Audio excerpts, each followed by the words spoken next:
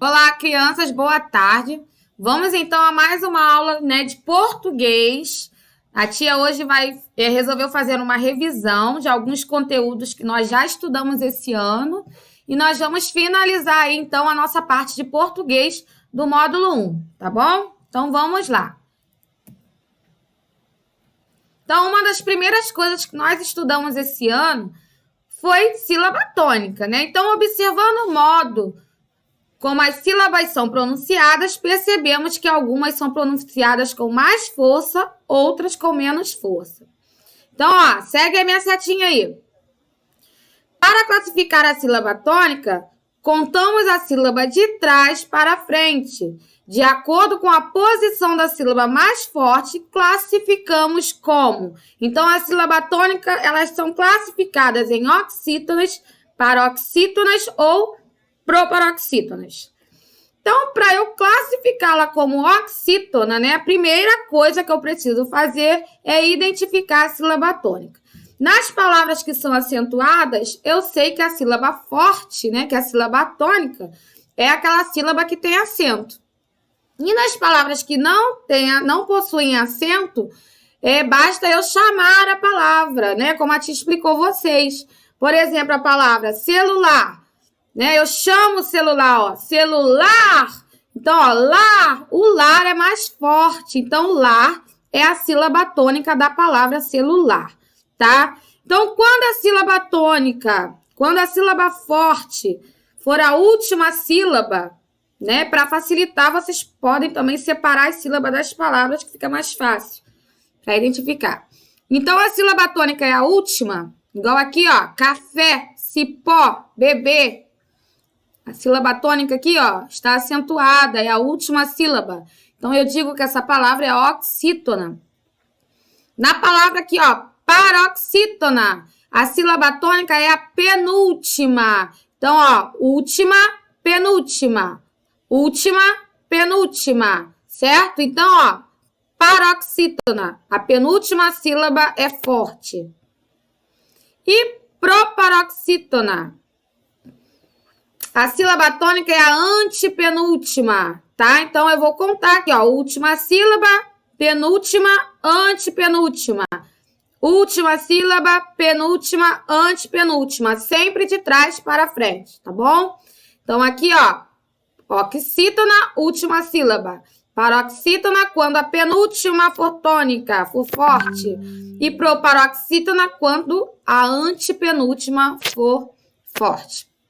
Tá? Então, nem sempre a sílaba tônica é acentuada, tá? Como a tia já falou. E uma outra regrinha aqui, todas as palavras proparoxítonas são acentuadas, tá? Também não esqueçam disso. Vamos continuar. Deixa só a tia sair um pouquinho aqui da frente de vocês agora.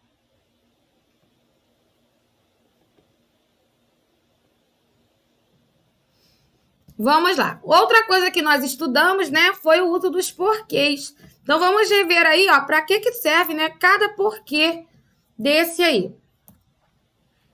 Então, esse porquê junto, né, e sem acento, geralmente é para responder a pergunta desse porquê aqui, separado e sem acento, tá? Então, quando corresponder a uma explicação ou a uma causa, exemplo, comprei este sapato porque é mais barato. Então, o porquê aqui, para responder a pergunta, certo? Para explicar, né, a causa, dar uma explicação, eu vou usar o porquê junto e sem acento. Já o porquê com acento e junto, né, é quando ele é substantivado, né, e substitui motivo ou razão, tá? E ele geralmente é usado depois do artigo o, tá? Exemplo, não consigo entender o porquê de sua ausência. Então, depois do artigo o, eu vou usar porquê junto e com acento. Já o porquê separado, eu vou usá-lo em perguntas, tá? A diferença aqui, do porquê com acento e sem acento, né? Os dois são separados, só que um é com acento e o outro é sem acento. Os dois eu vou usar em perguntas. Só que o sem acento é no começo das perguntas e o com acento é no final das perguntas, tá? Então, exemplo aí, ó. Por que você comprou este casaco? O porquê está no começo, então ele é separado e sem acento. Agora aqui, estudei bastante ontem à noite. Sabe por quê? Então, o porquê está no final da pergunta, então eu preciso colocar acento, tá? Separado e com acento. Outra coisa que nós estudamos foram sobre os verbos, né? Estudamos bastante coisa sobre verbos. E tem gente aí que eu descobri que não sabia o que era verbo, né? Então, verbo é a palavra que indica ação, estado e fenômeno da natureza. Olha aqui, ó. Ação. Qual é a ação que está acontecendo nesta imagem, né? O que aconteceu com o vaso? Ele caiu. Então, cair é o verbo que indica uma ação, tá? Correr, brincar, tudo que você pratica é uma ação. Estado, né? Então, como ele está, ó? Ele está com febre ou ele está com frio. Então, aqui o verbo estar está indicando um estado, certo? E chover também é um verbo que indica fenômeno da natureza, ok? E a tia falou para vocês também que os verbos eles podem se dividir em tempos e modos, né? E o tempo verbal, ele indica o momento da realização da ação, né? Que pode estar sendo praticada no presente, no pretérito, que é o mesmo que passado, e no futuro. Então, presente indica que a ação se realiza atualmente, neste momento, tá? Eu estudo, certo? Está no presente. Pretérito indica que a ação é anterior, ela é passada, já passou, está no passado. Ontem eu estudei, tá? Está no pretérito. E futuro indica que a ação se há de realizar no momento posterior ao atual. Exemplo, ó, amanhã eu estudarei. Então, o verbo ele muda, tá? Então, o verbo é a palavra que pode ser conjugada no passado, no presente ou no futuro. Vamos relembrar agora sobre os modos verbais. Então, nós não podemos confundir. Estudamos lá sobre os tempos verbais, né? Que é o presente, o passado e o futuro. E agora vamos ver os modos verbais, que podem estar no indicativo, subjuntivo ou imperativo. Indicativo. Vamos ver as características do modo indicativo. Indica certeza, uma realidade. Exemplo, João sempre estuda, né? Quando você tem certeza do que está falando, está indicando uma certeza. Eu digo que o verbo está no modo indicativo. Se o verbo está no modo subjuntivo, né? Quando ele indica uma dúvida, uma incerteza, uma possibilidade. Por exemplo, João talvez estude amanhã. Ele não tem certeza, está indicando uma incerteza. Então, eu digo que este verbo está no modo subjuntivo. Agora, o modo imperativo indica uma ordem, um pedido, né? Por exemplo, quando a mãe fala assim, ó, saia daí agora, né? Ela está dando uma ordem, fazendo um pedido. Então, eu digo que este verbo está no modo imperativo. Outra coisa que nós estudamos também, só que vocês estudaram sobre isso lá no 4º ano. Aí a tia resolveu também relembrar aí vocês, tá? É conjugação verbal. Então, dá-se o nome de conjugação ao conjunto da flexão do verbo em todos os seus modos, tempos, números, pessoas e vozes, né? Tendo como base a terminação do infinitivo, né? Consideram-se, então, 3 conjugações.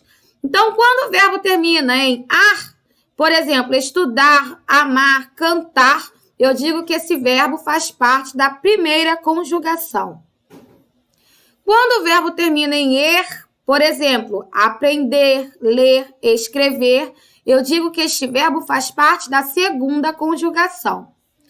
E quando o verbo termina em ir, por exemplo, sentir, partir, sorrir, terminou em ir, eu digo que ele faz parte da terceira conjugação, ok? Estudamos também um pouquinho sobre os sinais de pontuação. A tia colocou alguns aí. Então, eu tenho aqui, ó, 2 pontos. Então, 2 pontos é usado para avisar que um personagem vai falar ou que vai se iniciar uma listagem, tá? Então, por exemplo, eu tenho que usá-lo antes do travessão, antes da fala do personagem, posso usá-lo numa listagem. Por exemplo, mamãe foi ao mercado e comprou, 2 pontos, açúcar, arroz, feijão, tá? Então, eu vou fazer uma listagem. Aí, antes eu coloco 2 pontos. Reticências. Usado quando não se termina de escrever uma frase e o leitor fica pensando no final. Por exemplo, hoje eu vou comer. No final, ó, estou pensando e não terminei a minha frase. Eu vou comer.